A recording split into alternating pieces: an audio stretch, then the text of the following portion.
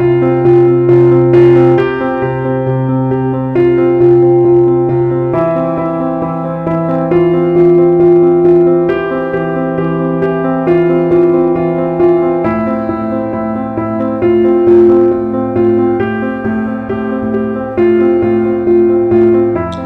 a todos, ¿cómo están? Los saluda el pastor Omar Bengolea de la Iglesia Verdad de Vida en la ciudad de Ayacucho. Amén. Amén. Bueno, ya estamos en nuestro video número 31 de nuestro tema, la verdadera gracia. Y la semana pasada nos habíamos quedado viendo acerca del no nacido de nuevo, de las personas que no han nacido de nuevo. Y les había comentado que muchas veces caemos en el error de pensar que un no nacido de nuevo, un no creyente, no tiene espíritu. No es así. Un no nacido de nuevo tiene espíritu, es un ser espiritual. Es más, lo que lo hace ser humano es justamente su espíritu, porque nosotros no somos cuerpo, tampoco somos alma, somos seres espirituales. La diferencia es que un no nacido de nuevo está en tinieblas, anda en tinieblas. Como dice en Efesios capítulo 5, el versículo 8, dice, porque en otro tiempo erais tinieblas. Es decir, que no solamente era que andamos en tinieblas, sino que éramos tinieblas, es decir, nuestra naturaleza era la naturaleza misma de Satanás. Todo ápice en nuestro ser gritaba pecado, gritaba maldad, gritaba injusticia. Es por eso que todos los hombres son destituidos de la gloria de Dios si es que no reciben a Cristo Jesús como su Señor y su Salvador. No basta con ser buena gente, ser buena persona y hacer buenos actos, porque tu naturaleza misma, si no has recibido a Cristo Jesús, es igual a la de Satanás. Y créeme que Satanás jamás va a ser salvo. Amén. Amén. Entonces, quería que veamos ese versículo para que podamos entender la naturaleza del no creyente. ¿Por qué razón también quiero que veamos estas cosas? Es porque en Efesios mismo, Efesios el capítulo 2, el versículo 1, dice la Escritura que y Él os dio vida a vosotros cuando estabais muertos en vuestros delitos y pecados. Amén. Eso es lo que dice, que estábamos muertos en nuestros delitos y pecados. Esto era el viejo hombre, aquel que no había recibido a Cristo Jesús, en los cuales anduvisteis en otro tiempo, siguiendo la corriente de este mundo, conforme al príncipe de la potestad del aire, este es a Satanás, el espíritu que ahora opera en los hijos de desobediencia, entre los cuales también todos nosotros vivimos en otro tiempo en los deseos de nuestra carne, haciendo la voluntad de la carne y de los pensamientos, y éramos por naturaleza hijos de ira, lo mismo que los demás. Todo aquel que no recibe a Cristo Jesús es un hijo de ira. ¿Por qué? Porque es igual que Satanás. Dios no soporta a Satanás. Él es su enemigo. Si usted no ha recibido a Cristo Jesús, si alguien no ha recibido a Cristo Jesús, eso es el enemigo de Dios. Entonces, y ahora van a entender por qué les he dicho en algunas ocasiones que cuando usted vaya y predique a un no creyente, ¿qué hace hablándole de prosperidad? ¿Qué hace hablándole de santidad? ¿Qué hace hablándole de estas cosas? Háblele de la cruz de Cristo. Háblele de que necesita arrepentirse de sus pecados, que Dios lo ama. Predíquele la salvación. ¿Qué hace predicándole acerca de la restitución familiar, acerca de la santidad? Muchos creyentes justamente cometemos ese error y empezamos a meternos en una serie de discusiones y entramos en un área, la verdad, de la carne, y la carne para nada aprovecha. Amén. Amén. Entonces debemos de realmente enfocarnos correctamente y reconocer qué es lo que pasa en el no creyente. En Romanos, el capítulo 10, por ejemplo, acompáñeme a Romanos, el capítulo 10, el versículo... Romanos el capítulo 5, el versículo 10, dice la Escritura, Porque si siendo enemigos fuimos reconciliados con Dios por la muerte de su Hijo, mucho más estando reconciliados seremos salvos por su vida. Habla que en ese tiempo, en esa vida, la cual gracias a Dios por la sangre de su Hijo Jesucristo fuimos salvos, en ese tiempo, ¿qué cosa éramos? Siendo enemigos. Todo aquel que no recibe a Cristo Jesús es enemigo de Dios. Por naturaleza es hijo de Satanás. Esa es la verdad. Lo crea o no lo crea. Lo quiera o no lo quiera. Y esto se tipifica en 2 de Pedro, capítulo 2, versículo 12. Estoy leyendo rápido a estos pasajes porque toda esta información, todo esto que hemos adquirido en estas prédicas, vamos a juntarlos en una sola idea para que podamos entender y visualizar claramente qué es lo que ocurre en el no creyente. En 2 de Pedro, capítulo 2, el versículo 12, dice la Escritura, pero estos, hablando mal de cosas que no entienden, como animales irracionales, nacidos para presa y destrucción, perecerán en su propia perdición, recibiendo el galardón de su injusticia, ya que tienen por delicia el gozar de deleites cada día. Estos son inmundicias y manchas, quienes aún mientras comen con vosotros se recrean en sus errores.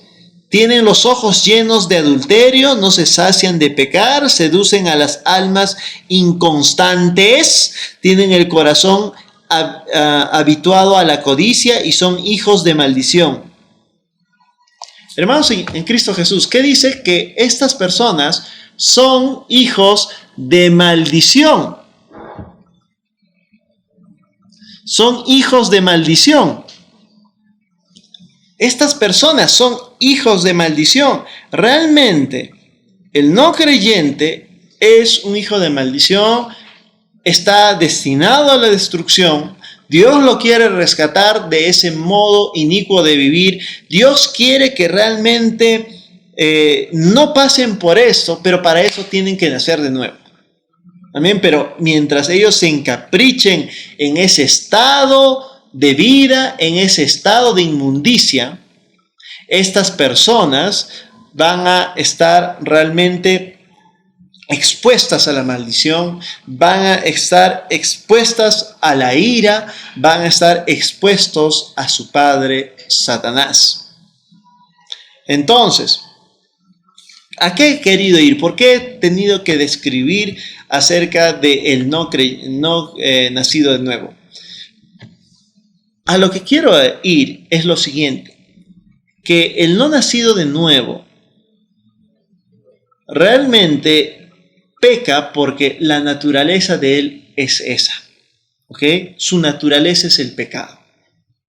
Entonces, él siempre va a pecar y todo lo que haga, aún lo bueno que haga, va a ser en injusticia. Si bien es cierto, algunos no creyentes, o tal vez una buena cantidad de no creyentes no quiere hacer lo malo, no pueden evitarlo. No pueden evitarlo porque su misma naturaleza los jala, los seduce, los lleva por ese camino. Entonces, el no creyente, ¿dónde peca? El no creyente, obviamente, peca en su espíritu. Su espíritu le ha dado la orden a su alma de decirle, alma, te doy una orden. ¿Y cuál es la orden que le ha dado el no creyente? Te doy la orden que satisfagas y hagas caso a todo lo que mi carne te diga. ¿Por qué? Porque la carne está en sincronía con ese espíritu caído, con este hombre que no ha nacido de nuevo. Está en sincronía, quiere hacer la maldad, se deleita en hacer la maldad. Y cuando hablo en maldad, no solamente hablo de tomar, inclusive de fornicar, no solamente hablo de drogarse, estoy hablando de también la envidia, estoy hablando también de la codicia, estoy hablando también del orgullo.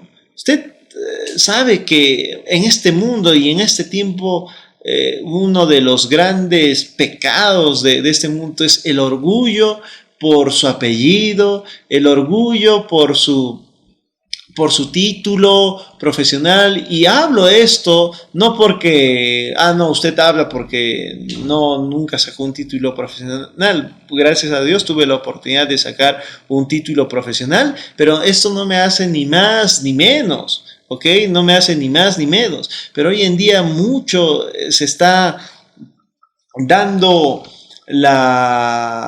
el orgullo por estas cosas.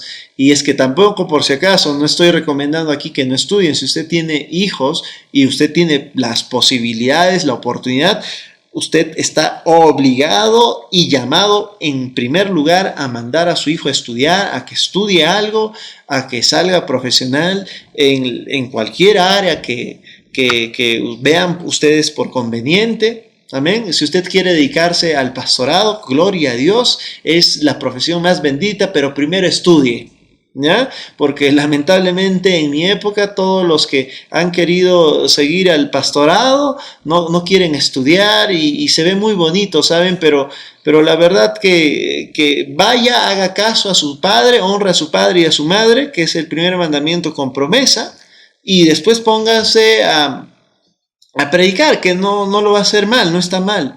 Es bueno estas cosas, le va a servir a usted inclusive como testimonio de realmente qué es lo que uno debe de hacer, ¿no? Porque cuando usted le vengan a decir los padres y preguntar si usted está dedicando al pastorado, le va a decir, pastor, mi hijo no quiere estudiar, ¿qué le va a decir?